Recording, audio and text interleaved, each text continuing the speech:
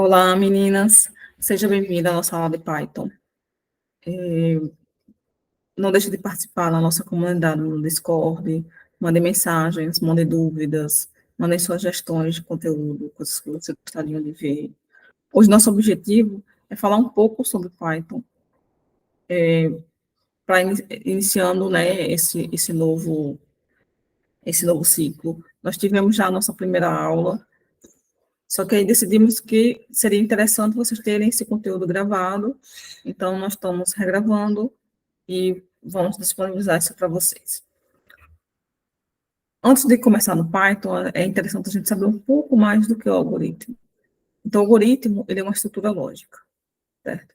Ele é uma estrutura lógica para resolver determinado problema. Então, ele sempre tem início, meio e fim, que é entrada, processamento e saída, que essa é a estrutura básica dele. Então, digamos, eu quero fazer um algoritmo para resolver a troca de uma lâmpada, né? Verificar, na verdade, por que a minha lâmpada não está funcionando. Então, eu verifico se ela está se ela tá plugada, aí se ela está plugada. Se sim, eu vejo se o bulbo queimou. Só um momento. Eu vejo se a lâmpada não queimou. Se ela não queimou, eu compro uma lâmpada nova. Então, veja que é uma estrutura lógica, né? Começo, meio e fim. Um outro exemplo seria, então, na definição do algoritmo. O algoritmo é um conjunto de instruções e regras em um programa de computador, mas que não apenas eles, que possui para executar suas determinadas funções. Então, sempre que a gente vai resolver um determinado problema computacional, é através dos algoritmos. Por isso que é tão importante a gente compreender bem o conceito, né, para compreender bem como é que a gente pode fazer, né, porque o programa de computador ele é formado por esse conjunto de algoritmos. Né, cada algoritmo resolve um problema específico dentro daquele conjunto, e juntos eles resolvem um problema maior. Então, outro exemplo seria uma receita de bolo. Então, o primeiro passo seria receber os ingredientes, o segundo, aquecer o forno a 180 graus, bater as claras de neve e reservar uma travessa, bater o açúcar e a manteiga e as gemas. Veja que tem o início, né, que são os ingredientes, o processamento, que é todo passo a passo, e o fim, que é justamente o nosso bolo. Né? Então, vamos entrar agora, basicamente, né, no que é Python, na nossa linguagem de programação. Hoje ela é uma das linguagens mais populares do mundo. É extremamente usada em diversas áreas, né, para desenvolvimento web, para desenvolvimento distribuído, para análise de dados, que é justamente o nosso foco. Então, se você quer entrar nessa área, né, de análise de dados, Python é uma linguagem que a gente pode aprender para poder manipular. Então, ela foi criada, né, por Guido von Hanson em 1991 e, e, como eu já falei, ela é usada em várias áreas. Dentre as principais características, ela é o quê? Ela é interpretada. Então, o código criado, ele não é compilado, ele é só interpretado. Então, isso facilita, né? Diferente de outras linguagens, que você escreve o código, manda para o compilador, ele compila, manda para o interpretador e o interpretador manda a resposta de volta. O Python não. A gente só interpreta. Né? Escreve o código, manda para o interpretador, ele já manda a sua resposta.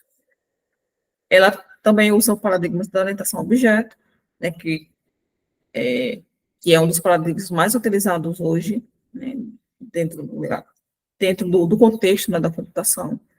Então, esse paradigma ele utiliza o conceito, né, de abstração do mundo real para criar, que são justamente os objetos. Então, o objeto ele é nada mais é do que uma abstração do mundo real. Então, uma pessoa, ele é uma abstração. Um aluno, ele é uma abstração. Por que a gente chama abstração? Abstração porque nós não colocamos todas as características de uma pessoa. porque as pessoas são diversas. Só aquelas características que são importantes para aquela determinada resolução de problema. Do mesmo jeito, uma cadeira. As cadeiras, elas podem ser diversas, mas eu posso fazer uma representação de uma determinada cadeira, que é justamente essa abstração. Essa cadeira, ela pode ser da cor preta, né, oval, sem um encosto. Então, é apenas a característica de uma cadeira específica, né? Então, a gente chama isso de objeto. Uma das características também do Python é a tipagem dinâmica. Ela cria variáveis, né, que podem utilizar qualquer tipo de dados. E essa tipagem, ela é dada no momento de execução. Nós não precisamos passar o tipo de dado para cada determinada variável, para que aquele computador, para que ele possa entender que o string é um string, o inteiro é um inteiro, um float é um float, que é um número decimal, certo? Agora a gente vamos falar um pouco de algumas convenções, né? Quando a gente está criando código, uma das coisas bastante úteis são os usos de comentários. Por quê? Porque isso torna o código mais legível. Quando a gente cria um código, a gente sempre leva em consideração que outra pessoa vai olhar nosso código e é necessário que ela compreenda. Então, uma das coisas que a gente pode fazer para que que a outra pessoa compreenda é justamente o uso de comentários. Se a gente quer comentar, né, em linha única, usa o jogo da velha. Múltiplas linhas, digamos, como chave, aspas, aspas, né? Aspas dupla, 3 vezes. Aí escreve comentário, aspas duplas, novamente, certo? Existem também algumas regrinhas, né, como eu falei. Uma dessas regras de convenção é que a gente chama de case sensitive. Então, case sensitive é quando a gente escreve uma variável e essa variável com letra maiúscula, ela é uma, com letra minúscula, esse mesmo nome é outra, certo? Então, como o exemplo diz, gato é diferente de gato. Por que é importante saber isso? Porque quando for usar as minhas variáveis, se eu colocar ela como G maiúsculo, eu sei que ela significa uma coisa. Se eu botar ela como G minúsculo, eu sei que ela significa outra coisa. E por convenção, muitas linguagens usam nesse caso, o G, né, o gato, seria a classe, representaria a classe gato, e o G minúsculo representaria o objeto, certo? Então, é importante lembrar, quando você for declarar uma variável, sempre verificar como ela foi escrita.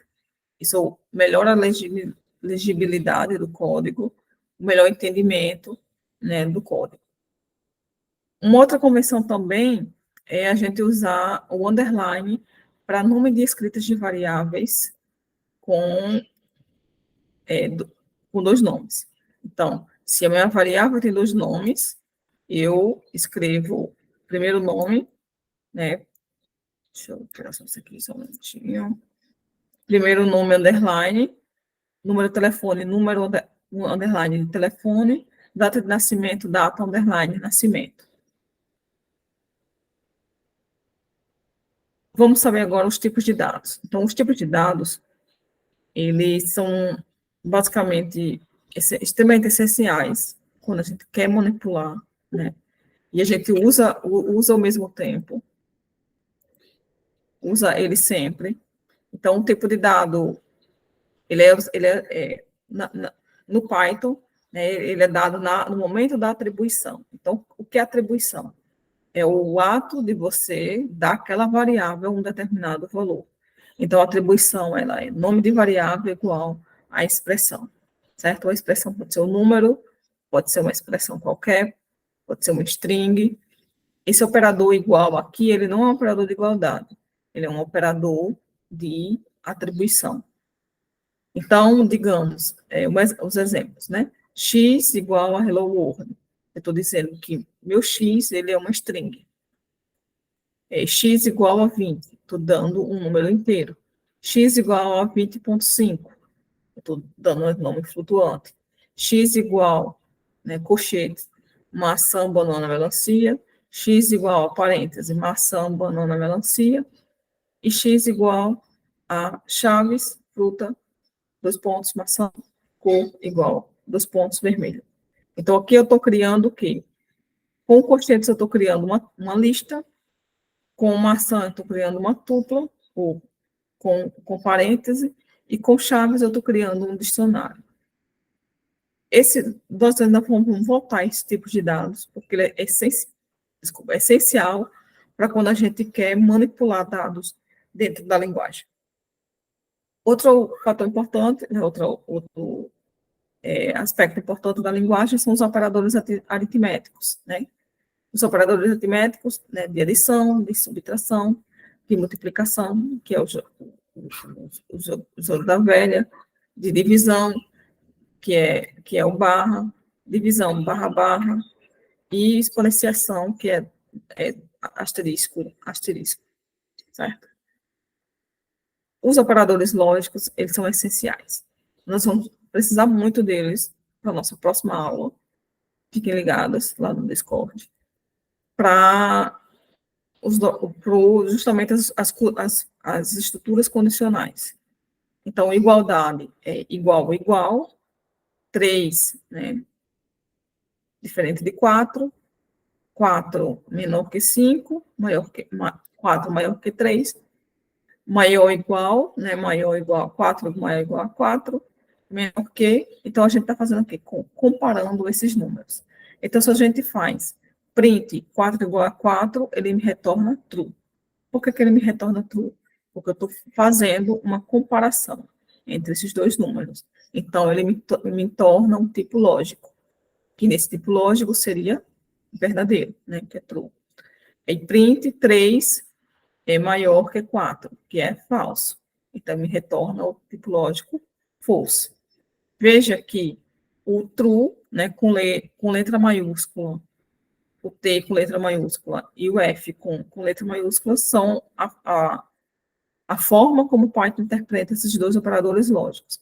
Então, isso aí já entra em outra categoria que a gente chama de palavras reservadas.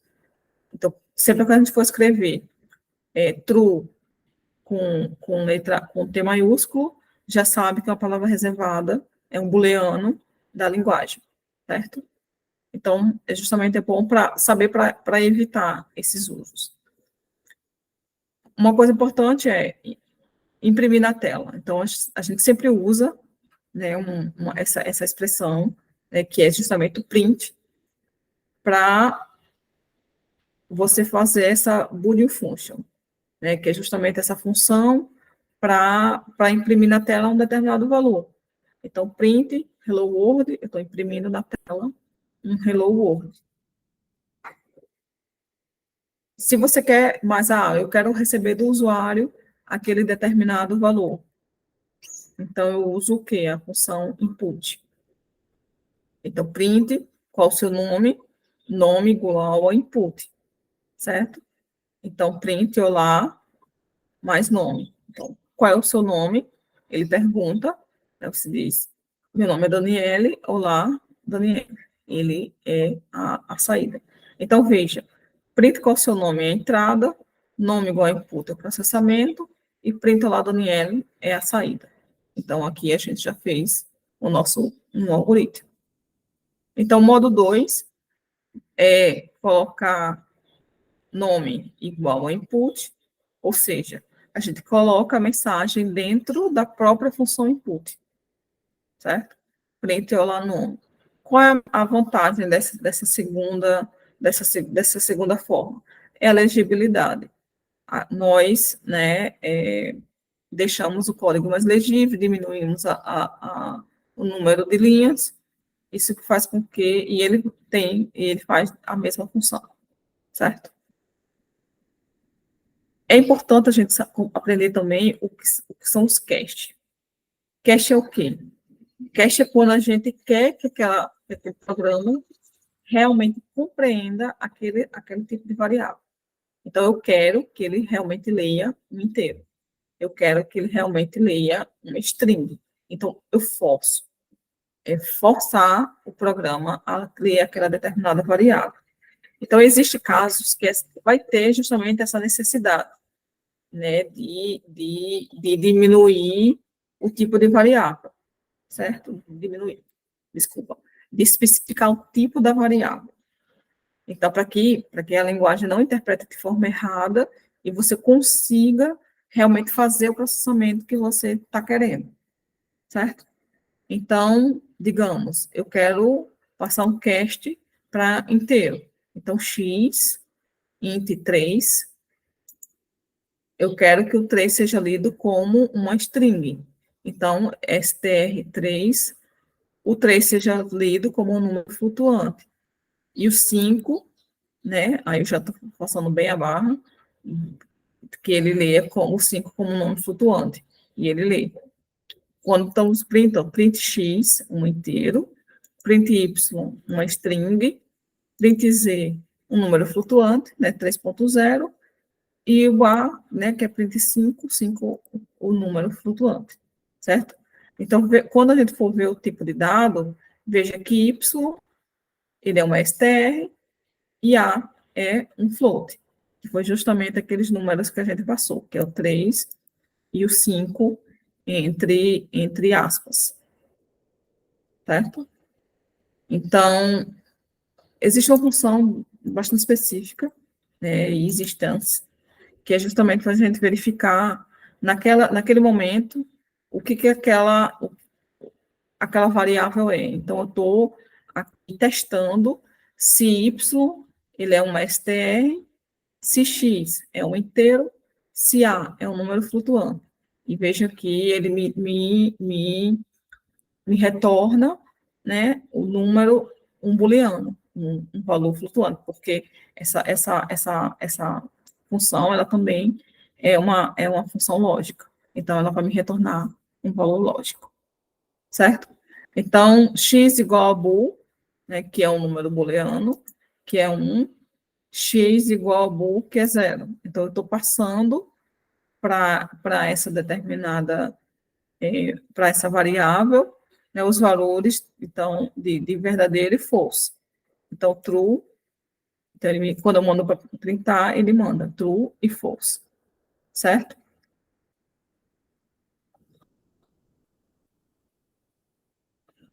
Também é possível, né, usar o cache para especificar o tipo de dado que espera no input do usuário. Isso é bastante útil quando a gente quer, digamos, que o usuário ele mande um print, quer dizer, um inteiro. E você espera o inteiro, então força com que o usuário mande esse inteiro. Caso ele não coloque o inteiro, ele vai retornar erro. Então, print insira o número, né, print número igual a int input, print insira o segundo número, né, int o input dentro, então ele vai me retornar, no fim, eu faço uma soma desses dois números, print num mais soma num, né, soma de números, str, né, soma, eu retorno essa soma, que é justamente 41, certo? Por hoje era isso. Não deixe de fazer os exercícios que estão aqui disponíveis no Colab. O Colab vai estar lá na comunidade do Discord. Qualquer dúvida, mande mensagens, que nós estamos disponíveis para responder. E fiquem atentas para a nossa próxima aula. Obrigada e até lá.